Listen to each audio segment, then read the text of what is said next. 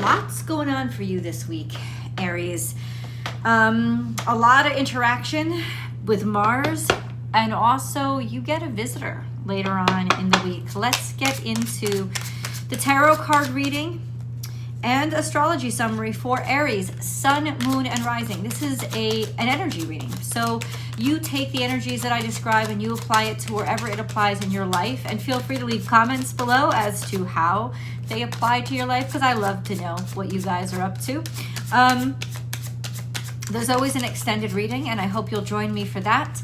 The link is down below in the description box. I'll attach it over here or up here at the end of this video, so you can click right on it and get right to it. And I'll also pin it to the top of the comments section.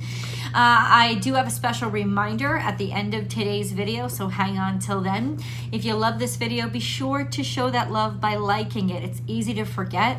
And subscribe to the channel if you're not subscribed already. I have a second YouTube channel as well called Astrology Motivation. You can just @Astrology Motivation. You can find me there on a live chat Monday through Friday, so you can actually talk to me live. And I do a general tarot card reading. We go over the astrology. Way cool. And let's get into the reading, because I have some cards in front of me already, Aries. So, you know, Jupiter and Chiron are going to be hanging out with each other until April. And so it's kind of an energy that you've probably gotten used to. The conjunction is a little tighter now. So it may have intensified, especially for those of you who are Aries, born in the middle of Aries, second decan Aries. So between 10, if your natal sun is between 10 degrees and 20 degrees Aries, that would impact you the most. Aries 1. Those of you who are born between 0 degrees and 10 degrees Aries, especially this week between 0 and 5 degrees Aries, you're going to get a visitor on the 20th, and that visitor's name is Venus. So Venus is in detriment in Aries, but anytime a natal sun conjuncts current Venus, it is a time of romance and potential prosperity, definitely in the sense of you will be much more attractive. You'll sort of be radiating a natural attractiveness and beauty. And don't you worry, all you other Aries, because Venus is going to be skimming your natal sun over the next 4 weeks. So please note that this is going to be a week where a month that you will be especially attractive. But for those of you right now born in the first degrees of Aries, so I would say you March Aries, those are born at the end of March, especially you guys, very sexy. And not even just sexual, you feeling sexy, but as in you're very attractive. You're just naturally, people are gravitating toward you. So it could be a good time for you to get out there. Remember, they will be, because Venus is in Aries, they will be attracted to your body. So you could find a great physical connection right now. Now, in terms of Aries, you usually love that, right? But do they also like you for you? There is a semi-square.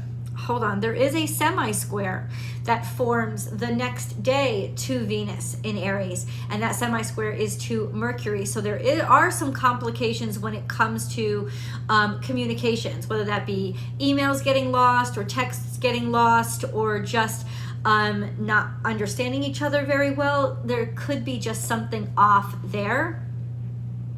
When Venus moves into Pluto on the when Venus moves into Aries on the 20th, she is still sextile to Pluto. So this is extremely intense energy. So this is the day of the new moon.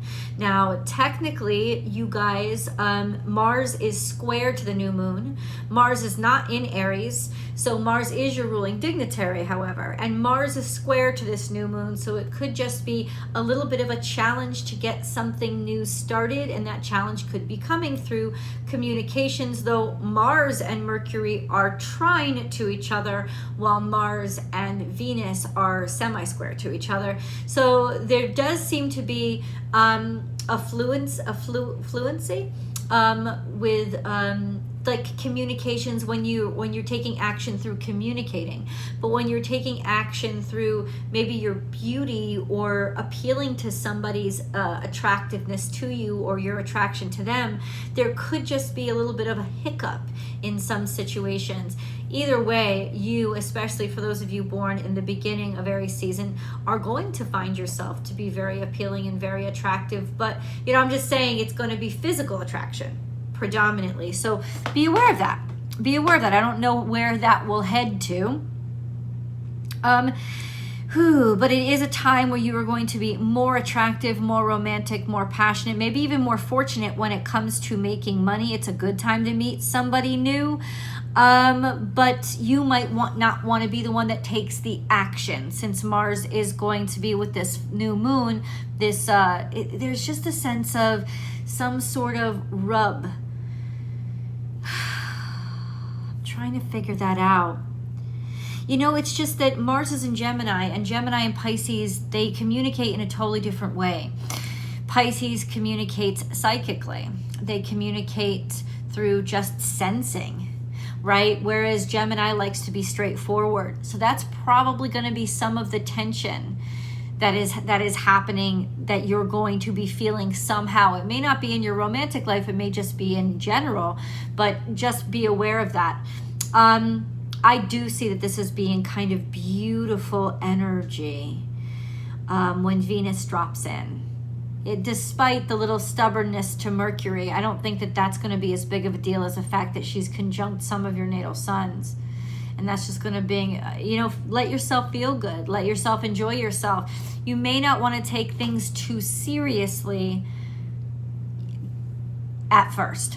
You know, just sort of like try to be more objective, though with a semi-square to Venus, semi-square Mercury, objectivity, that could be what it is. Objectivity is kind of compromised. FYI. You're looking good when it comes to the cards. Real good. Yes. I mean, I know I get to sit there and look at them as I'm going over the astrology for you, but this is celebration. This is party. This is also a sense of get together with friends. If you have the opportunity to go out, it doesn't have to be to the club, right? It's just get together, you know, be surrounded by people that you like. There is joy, there is happiness here. There could also be a lot of people celebrating you.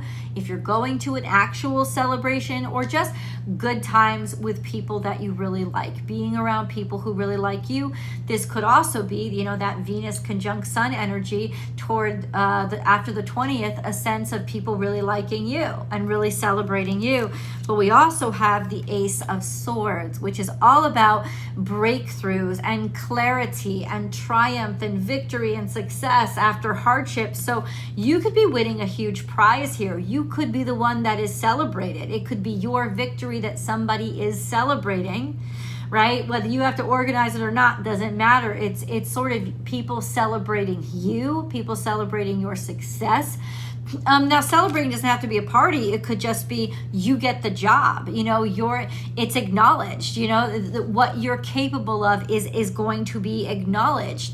And this gives an air of confidence as well as joy.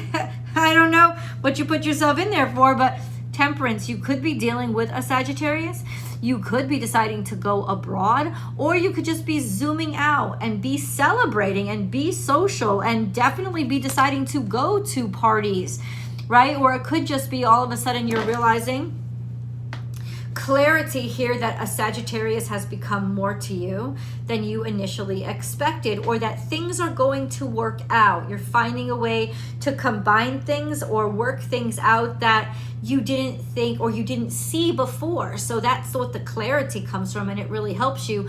Mars, remember, is trying to Mercury, so there is a clarity here, that like a break in understanding, a revelation. Like you didn't see it before, but now it's right in front of you, but you didn't see it before, but now you see it.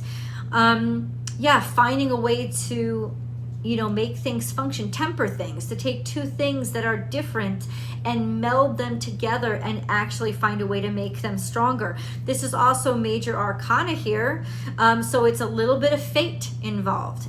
You know, fate is not something you can avoid. You can choose how you react to what fate demands of you, but you can't choose for it to not happen. So there's a little bit of destiny here, which is why I thought there's a get together, that like something like there's an intentional gathering of some sort, that you should definitely get everybody together, make everything happen, do it, organize it, or at least show up for it. You could even be saluting and sending yourself off, get ready to go abroad.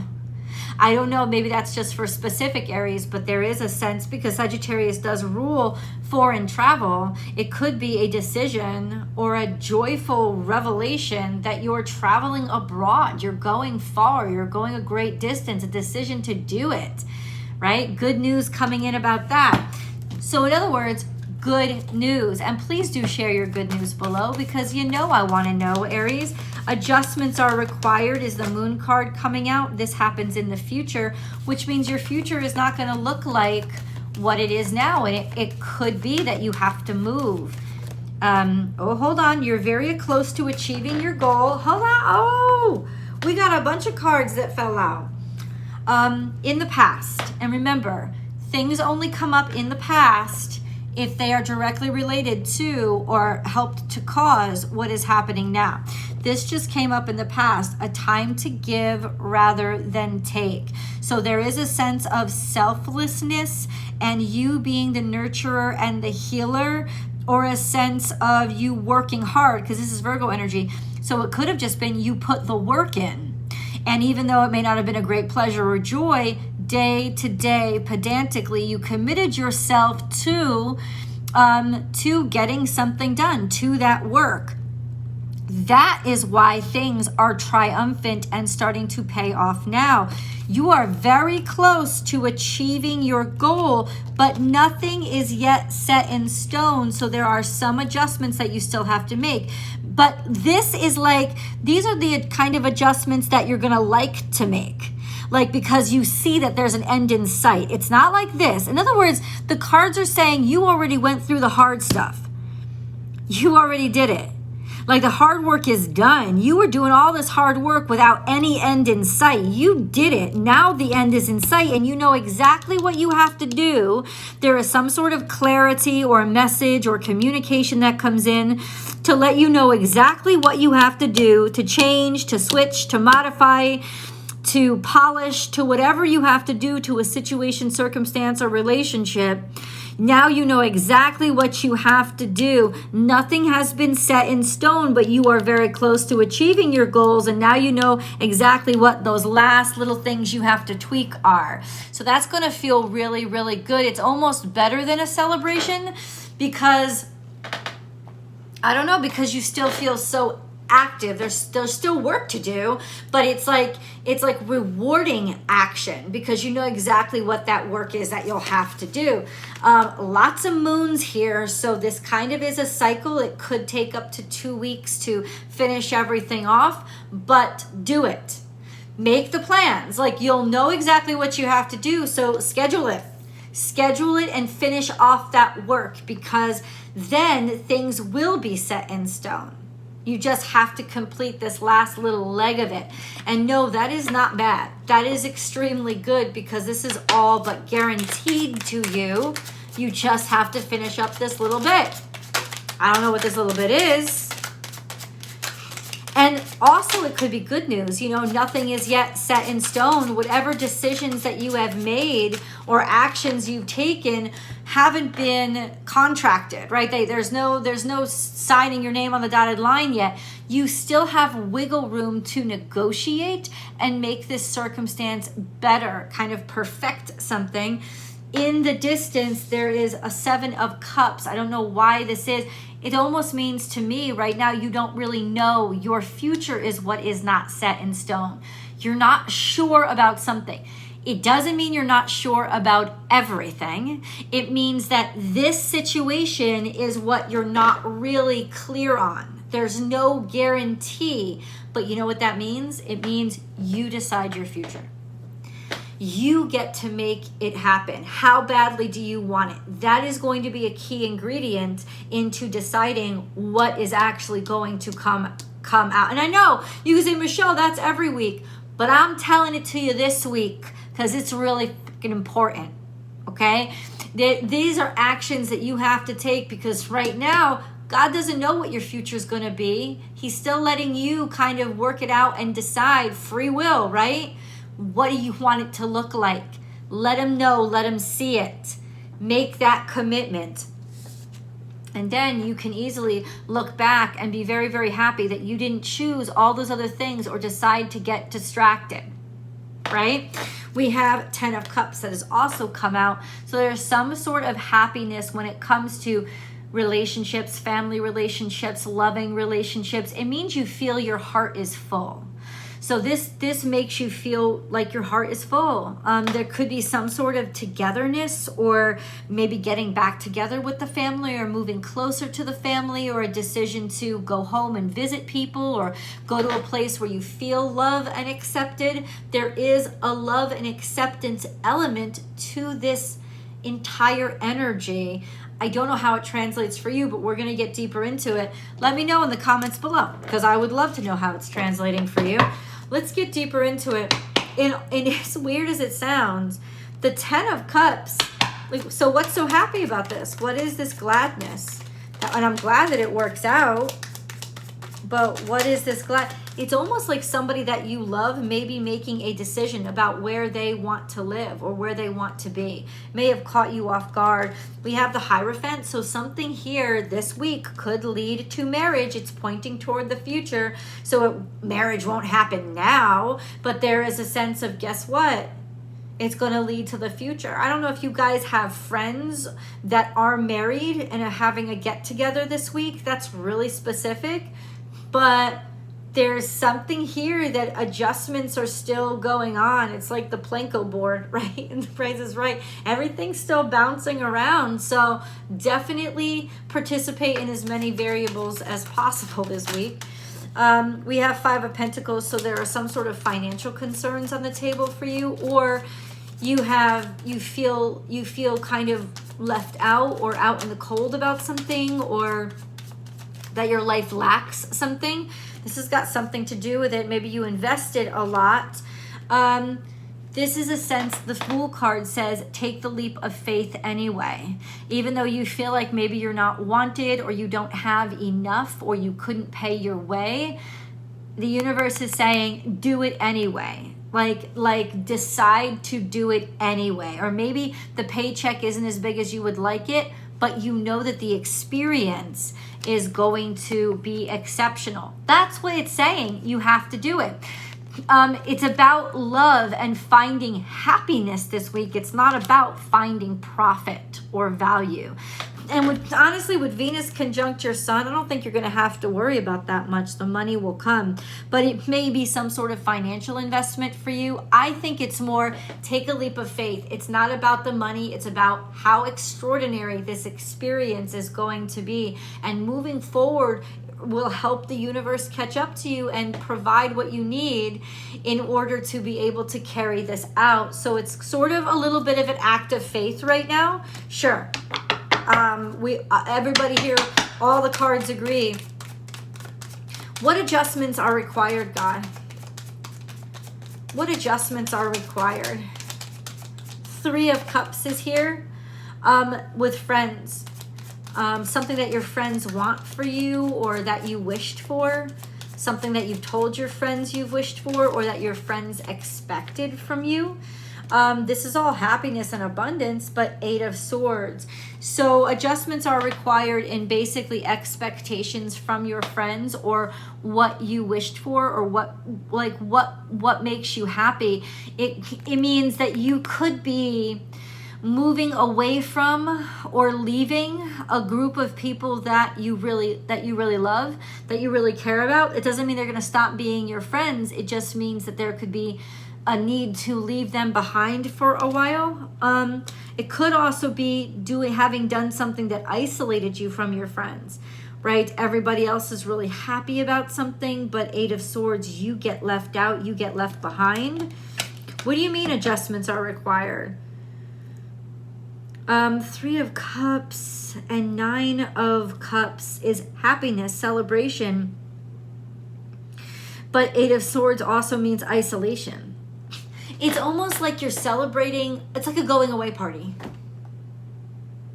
However that translates into your life. But it's like a going away party.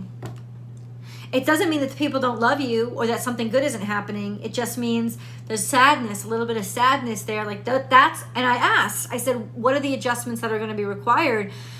The adjustment says you're going to be lonely for a little while, or you're going to be isolated from the people who you feel closest to. They still love you. They're still yours, but you're going to be isolated. It means it's going to carry you to someplace completely new. Well, guess what? That's what life is about, baby. That's what life is about. And the more and more I look at this, the more and more you're happy that even though you couldn't see the future, you made the decision. You made the decision that you did. In the future, you're going to be very happy that you made this decision. Let's get deeper into it. I'm going to go to the extended, guys. The link is down below. Oh, okay. All right. The link is down below, and I will see you guys there. The reminder is that, yes, I am having my first meet and greet on May 13th of this year, and I hope you guys can come. It is May 13th. That's a Saturday in Austin, Texas. Fly in, drive in, or walk in if you're nearby. But please do, as soon as I post the links for the tickets, grab those tickets, especially of the live event. There's two ways you can participate: virtually, and you can also participate in the actual live event and enjoy the live music and the live food and the champagne toast and the actual meeting me, and so I can meet you. There's going to be virtual as well, so you can join in and partake in the celebrations, but you will be doing it from your home. You don't have to travel anywhere. And plus, Austin is a great place to hang out. So as time goes by, the sooner you register for that live event, the more email updates you'll get about recommended hotels, recommended restaurants, recommended events in the area going on around the same time. All of those things I will deliver to you as we look forward to this meet and greet. So hopefully I will see you there, and I will, by the end of this week, be posting the links to grab those tickets. So be sure you do it as quickly as possible because there's limited space for that live interaction. Let's go to the extended. I'll see you guys there.